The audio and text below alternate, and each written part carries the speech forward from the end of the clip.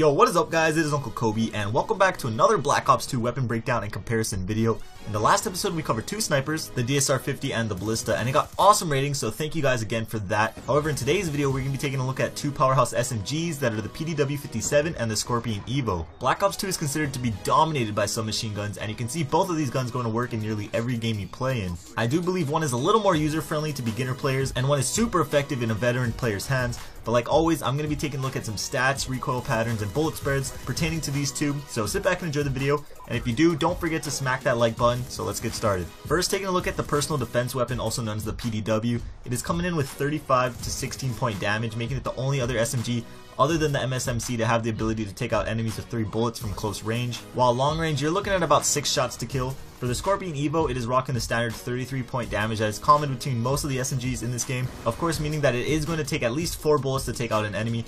Its long range damage is slightly better at 18 points, but those 2 points really won't make a difference 99% of the time, so I wouldn't really worry about that. Taking a look at the fire rate, I'm sure most of you know that the Scorpion shoots ridiculously fast at around 1100 rounds per minute, give or take about 20 rounds, which makes this weapon the fastest shooting gun in the game. Up close, this gun seems like it instantly kills enemies because how fast it shoots, but it also makes it much harder to handle in long range gunfights. The PDW, however, comes in at an average 720 rounds per minute, which is much easier to handle at all distances, but if you do end up face to face with the Scorpion, you most likely will get mowed down instantly, unless of course you're a host, which means you're unstoppable. But moving on, what makes the PDW so effective is its massive 50 bullet magazine. This gun can easily be compared to the P90. It even has that signature flat looking magazine. By slapping on an extended clip, you're looking at about 67 bullets at your disposal, which is starting to get up there at the LMG's range. The Scorpion has a rather small magazine at 32 bullets, and when paired with its insanely fast rate of fire, you're going to be running out of bullets fairly quickly, so you're going to want to make sure you're hitting the target as much as possible. With extended clips, you're going to have 43 bullets, which is still smaller than the PDW standard clip, so as you can see, the magazine on the PDW is just really one of a kind. However, with that large clip, the PDW also has the slowest reload time at about 3 seconds, while the Scorpion reloads at little under 2 seconds, which is a little below average. So even though the PDW has a terribly long reload time, the 50 round magazine easily compensates for it. Now, taking a look at the recoil patterns for these two weapons, which as you all know has been updated slightly in that recent patch,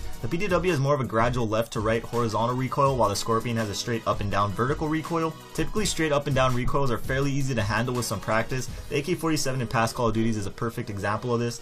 However, that's only because of its low rate of fire, whereas the Scorpion's fire rate is really high, which makes the gun kick up fairly quickly. As for the hipfire spreads, this also was affected by the patch, and as you can see, they're a little bigger than before. I couldn't see that much of a difference from before and after the patch, but the Scorpion does have a slightly better spread than the PDW. The bullets are more compact, even though there is that increased hipfire recoil, but that little bit of recoil tends to work in your favor when in those close quarter hipfire battles, because most people tend to aim way too low when hipfiring, and this also makes the Scorpion even deadlier close range. But when it all comes down to it, which gun is better for you is decided by what kind of player you are. If you're a really experienced player that likes to get up all in the enemy's face and can handle that higher recoil, the Scorpion EVO is an extremely deadly and effective weapon.